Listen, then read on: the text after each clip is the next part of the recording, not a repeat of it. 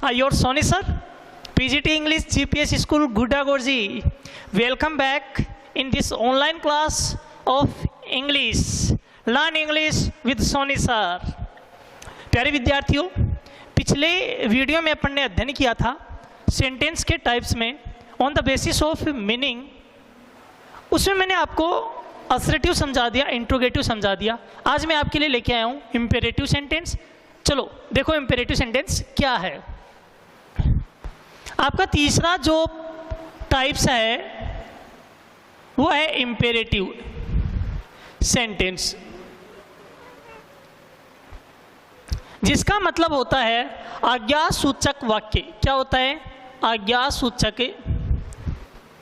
वाक्य। प्यारे विद्यार्थियों, यदि आपने इस चैनल को अभी तक सब्सक्राइब नहीं किया है तो सब्सक्राइब कर दो, और उसके पास ही में एक बेल आइकन है, उस पर क्लिक करोगे तो ऊपर नाम आएगा ऑल, उस पर क्लिक कर देना ताकि आने वाली सभी नोटिफिकेशंस आपको मिलती रहे। देखिए आज्ञा सूचक वाक्य, इंपेरेटिव सेंटेंस क्या है? इसको अपन लोग आज्ञार्थक भी कह सकते हैं। यानी मैं ये कहूँ कि जैसे ये बोलते हैं अपन लोग कि when we need to express request, order, advise, forbid, we use imperative sentence। कि imperative sentence क्या है? कि जब अपन लोगों को रिक्वेस्ट के भाव को व्यक्त करने की, रिक्वेस्ट का मतलब क्या होता है? निवेदन। ऑर्डर का मतलब क्या होता है? आदेश। एडवाइस का मतलब क्या होता है? सलाह है। और फॉरवर्ड का मतलब क्या है? मनाही। जब अपने को किसी भी वाक्य में आज्ञा, आदेश, मनाही, सलाह के भाव को व्यक्त करने की जरूरत होती है, वहां पे इंपेरेटिव सेंटेंस होता है, आज्ञा सूचक वाक्य होता है। प्यारे विद्यार्थियों, जैसे अपन लोग क्या करते हैं कि काम करवाने के अलग अलग तरीके हैं। किसी को बोला कि जा पानी लेके आ, तो वो क्या बोलेगा? क्यों नहीं लेके आऊंगा? मना कर देगा। अगर वहीं पे अपन बोल दिया कि please bring a glass of water, वो बोलेगा पी लो, एक क्यों दो लाता हूं। देखो प्लीज शब्द से कितना फर्क पड़ गया। होता नहीं होता है? अपने घर पे भी अपन देखते हैं, अपने छोटे भाई बहन होते हैं, उनसे अपन किसी काम के लिए बोलते हैं और गुस्से में बोलते हैं काम कर, कौन करूं? बोलते नहीं बोलते हैं। उनको बोला प्लीज, भाई नहीं है, छोटा है ना तुम, तुरंत करेगा। ये सभी चीजें क्या है? आज्ञा सूचक है। समझ रहे हो? इंपेरेटिव सेंटेंस मेनली तीन प्रकार से शुरू होते हैं। कैसे? एक तो शुरू होता है प्लीज और काइंडली से, दूसरा होता है एमवी फर्स्ट फॉर्म से, और एक होता है डू या डोंट से। लेट वाले वाक्य हैं वो अलग हैं, उनकी अभी चर्चा करेंगे अपन। तो देखो प्लीज काइंडली से, एमवी फर्स्ट फॉर्म से, डू और डोंट से। अभी देखो आप कि please kindly, MV first form, do don't वाले वाक्य कौन से होते हैं। तो ध्यान से देखना कि जिन वाक्यों में आदेश, निवेदन, सलाह का भाव होता है वो वाक्य इंपेरेटिव सेंटेंस से होते हैं। तो देखो बेटा, मैं यहाँ पे आपको बता रहा हूँ कि सबसे पहले देखो अपन लोग चर्चा करते हैं कि प्लीज और काइंडली वाले वाक्यों की। जिन वाक्यों में निवेदन का भाव होता है, किसका भाव होता है? निवेदन का, मतलब रिक्वेस्ट का। कि जिन वाक्यों में निवेदन का भाव होता है वहां पे इंपेरेटिव सेंटेंस होता है और वहां प्लीज काइंडली लगा रहता है। जैसे प्लीज हेल्प द पुअर, गरीब की मदद करो, कृपया गरीब की मदद करो। प्लीज, जैसे मैंने ये लिख दिया will you please give me your book, क्या तुम मुझे अपनी पुस्तक दोगे?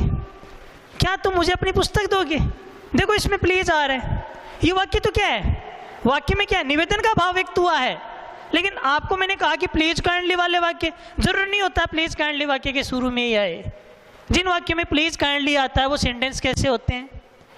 इंपेरेटिव होते हैं, प्लीज काइंडली वाले सेंटेंस होते हैं।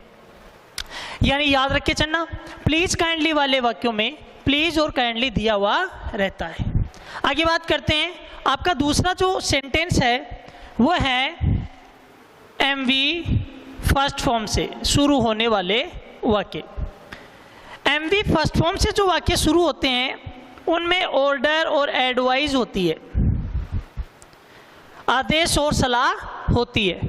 याद रख के चलना, मुख्य क्रिया की फर्स्ट फॉर्म से शुरू होने वाले वाक्यों में ऑर्डर और एडवाइस दी हुई रहती है। जैसे मैंने लिख दिया, यहाँ पे एक चीज लिख दी मैंने, फायर। अब आप कहोगे सर ये फायर ये क्या है?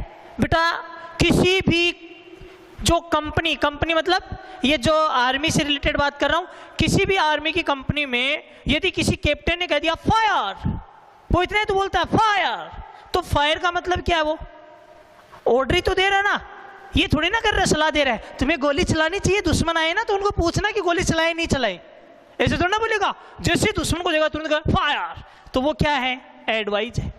जैसे मैंने लिख दिया यहाँ पे कि work hard, work hard, work hard, कठिन मेहनत करो। किससे शुरू हो रहा है? एमवी फर्स्ट फॉर्म से। क्या है इसमें? एडवाइज है। क्या है? एडवाइज है। फिर मैंने लिख दिया कि जैसे ये लिख दिया स्टैंड अप, स्टैंड अप, खड़े जाओ, stand up, MV first form आ रही है, एमवी फर्स्ट फॉर्म आ रही है। और यहाँ पे स्टैंड अप का मतलब क्या है? स्टैंड अप का मतलब क्या? खड़े होना। और किसी भी, ये मान के चलो कि ऑफिस वगैरह में, क्लास वगैरह में, किसी ये जो टीचर्स होते हैं बच्चों को कोई स्कोल्ड करते हैं, डांटते हैं, उस टाइम पे क्या काम में लेते हैं? स्टैंड अप, खड़े हो जाओ। ठीक है, तो ये क्या है? ऑर्डर है, सलाह नहीं है। ठीक है, तो याद रख के चलना, ऑर्डर का मतलब है कि ऑर्डर है वह अपने से बड़े व्यक्ति के द्वारा दिया जाता है। ऑर्डर अपने से बड़े व्यक्ति के द्वारा दिया जाता है। एडवाइज है, एडवाइज भी अपने से बड़े जो लोग होते हैं वो अपने को किसी अच्छे काम की करने की सलाह अपने को देते हैं। हाँ, एडवाइज है वो कई बार छोटे भी दे देते हैं, लेकिन बेसिकली एडवाइज है अपने बड़े लोगों के द्वारा अपने को किसी अच्छे काम के करने की सलाह दी जाती है। तो जो वाक्य एमवी फर्स्ट फॉर्म से शुरू होते हैं वो सेंटेंस भी कैसे होते हैं? इंपेरेटिव होते हैं। बात करते हैं कि डोंट से शुरू होने वाले वाक्य। जो वाक्य डोंट से शुरू होते हैं उनमें किसका भाव होता है? मनाही का भाव होता है।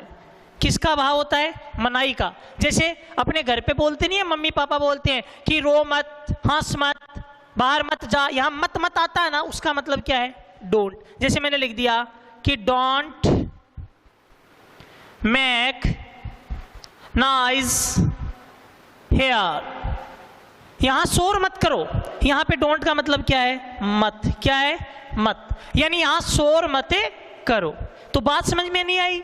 बात समझ में आई नहीं आई कि जो सेंटेंस प्लीज काइंडली से, एमवी फर्स्ट फॉर्म से या डू डोंट से शुरू होते हैं वो सेंटेंस आपके कैसे होते हैं? कैसे होते हैं? आपके होते हैं इंपेरेटिव सेंटेंस से होते हैं। अब जैसे एक और ले लेते हैं डू का। जैसे मैंने लिख दिया कि डू योर वर्क, तुम्हारा काम करो। किससे शुरू है?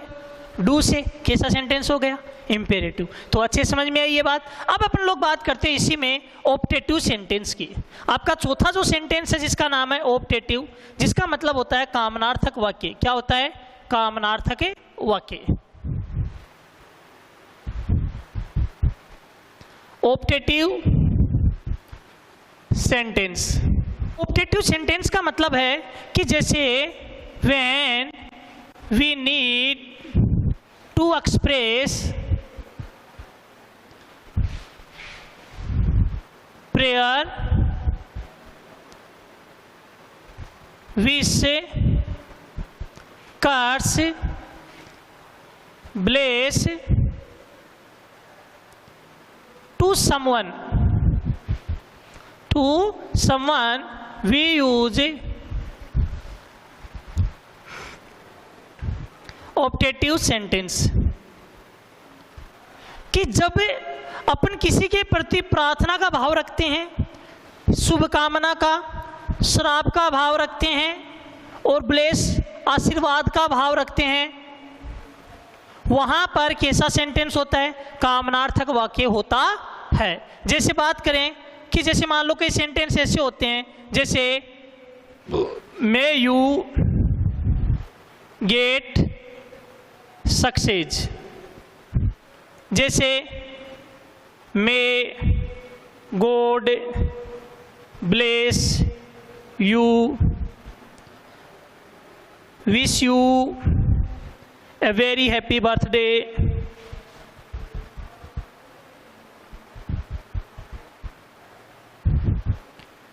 जैसे may you die soon.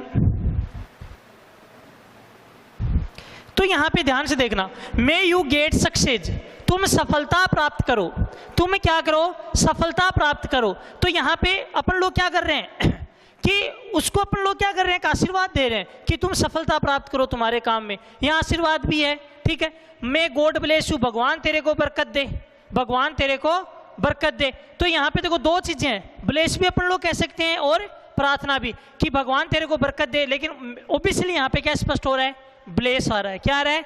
Bless, ठीक है। जैसे मैंने कह दिया हे गॉड, उसकी मदद करो, ये क्या हो गई? प्रेयर हो गई। फिर wish U a very happy birthday, यहाँ पे क्या हो गई? विश, ठीक। मे यू डाई सून, तुम तत्काल मर जाओ, अभी मर जाओ, यहाँ पे क्या हो गया? श्राप। कहने का मतलब है कि जिस भी वाक्य में यदि किसी के प्रति श्राप का भाव या शुभकामना का, आशीर्वाद का या प्रार्थना का भाव रखा जाता है, वहां पे कैसा सेंटेंस होता है? ऑप्टेटिव सेंटेंस होता है। ऑप्टेटिव सेंटेंस है वो मुख्यतः में से शुरू होता है। किससे शुरू होता है? में से शुरू होता है, जिनमें प्रार्थना, शुभकामना, श्राप, आशीर्वाद के भाव को व्यक्त किया जाता है। ये था आपका ऑप्टेटिव सेंटेंस। आज अपन ने अध्ययन किया इंपेरेटिव ऑप्टेटिव का। अगले वीडियो में अपन अध्ययन करेंगे एक्सक्लेमेटरी सेंटेंस का। थैंक्स।